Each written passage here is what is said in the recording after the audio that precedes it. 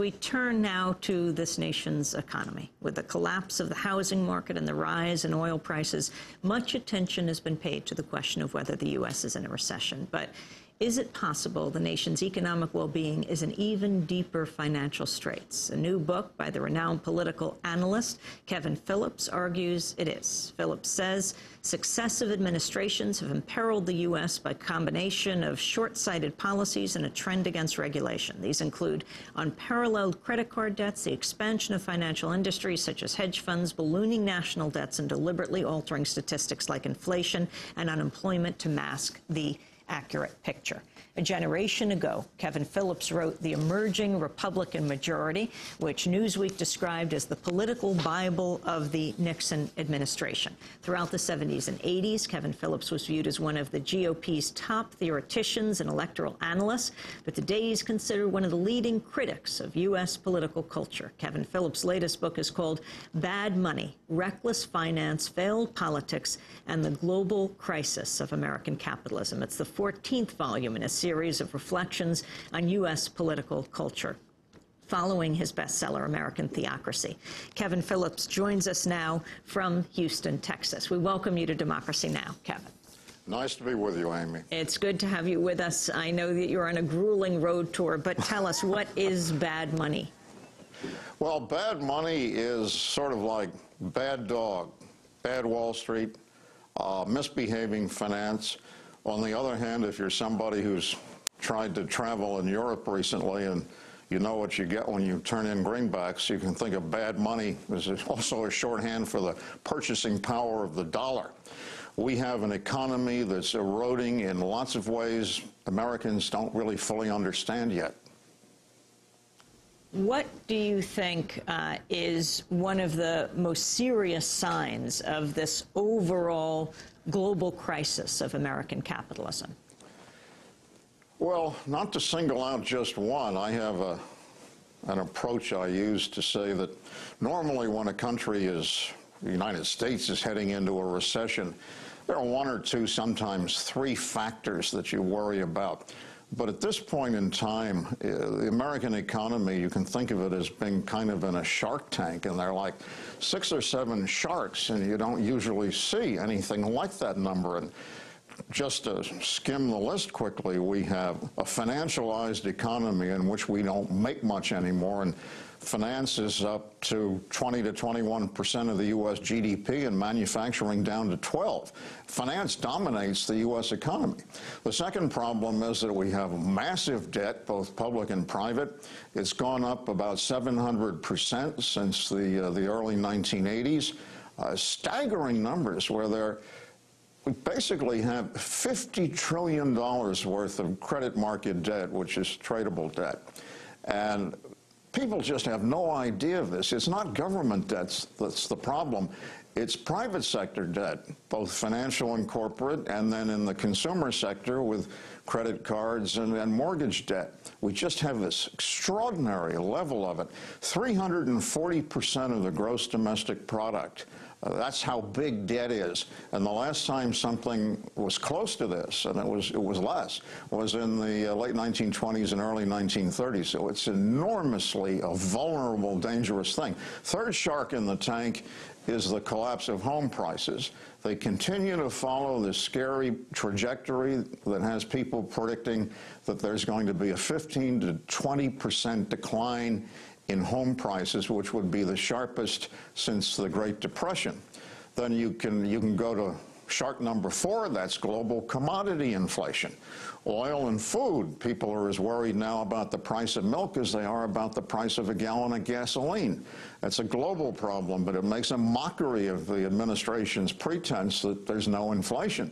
The fifth shark is, frankly, lousy economic statistics. I don't think the average American should believe either the inflation numbers, the GDP numbers, or the unemployment numbers. And there's a lot of complexity and technical terminology involved here. But the long and the short is that over 30 to 40 years, we've seen a kind of Pollyanna creep. And administrations of both parties have done this. They want the figures to be friendlier, not to get them in trouble. And we're at a point now where the figures lie enough that foreign investors are starting not to believe them, and I think with considerable justice. Now, the next shark in the tank is obviously the price of oil. And it's not just global commodity inflation, it's the problem that we see of oil production peaking in the world sometime in the next 10 to 20 years.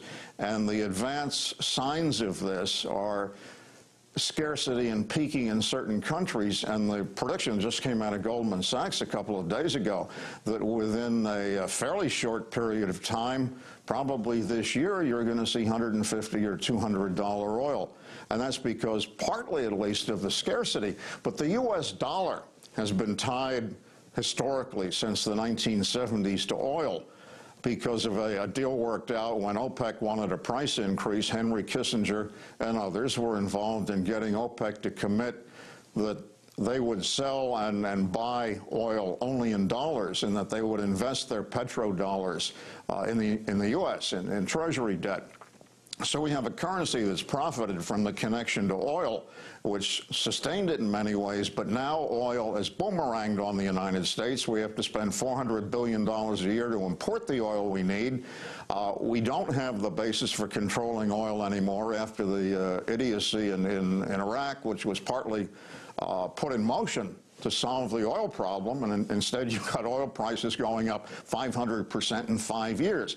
So the dollar is on the ropes, and that's the other shark in the tank. There has never been a period in anybody's memory, except very old people who remember the late 20s and 30s, where you had so many things converging, and that's what makes it frightening. And every time the administration says it looks like it's under control or it's half over, you start to get evidence that no, it's not under control, and maybe it's not even a third over. We're talking to Kevin Phillips. His latest book is Bad Money. And you have a piece in the latest issue of Harper's Magazine, Numbers Racket, Why the Economy is Worse Than We Know. Who's covering up, Kevin? Well, the political system has basically found it comfortable to let the data shade into make-believe. And I wouldn't single out either party, and that's actually part of the difficulty. The pot can't talk about the kettle, and the kettle can't talk about the pot. There's some signs, perhaps, that Barack Obama is freer to talk about it. His chief economic advisor is somebody who's talked about the government cooking the books back earlier in this decade. I think the government has cooked the books, and as a result, we get this unrealistic view of where the economy is. For example, they pretend that inflation is in the 2 to 3% range, and Barron's magazine did a survey of money managers, and their average estimate of what the CPI would be later this year was 2.7, and then for 2009 at the end of the year, 2.8. Now, that's ridiculous. We're starting to see global commodity inflation. Foreign investors believe that the inflation rate, including food and energy, is 6 to 9%, not this nonsense about 2.6 or 7 or 8 or 9. Now, the real meaning here is that when you look at the growth statistics for the economy, the GDP figures, you have to to get the real figures, you have to take nominal gross domestic product growth, and then you subtract for inflation. So if you've got nominal growth of 4% and you subtract for inflation, you still would get a positive number if you use the number of 2.6 or 3% inflation.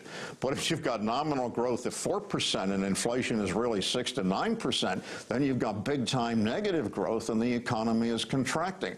The government talks, like they used to say in the Western movies, with a forked tongue.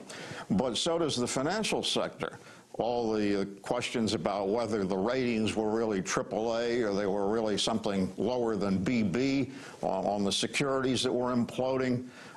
No honesty in economic data or ratings or descriptions of what really goes into a financial instrument.